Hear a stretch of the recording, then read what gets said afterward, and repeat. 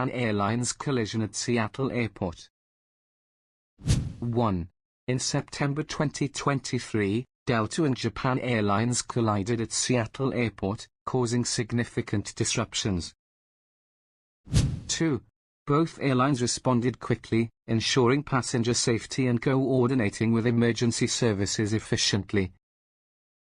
3. The incident raised serious safety implications, emphasizing the need for enhanced ground operations protocols. 4.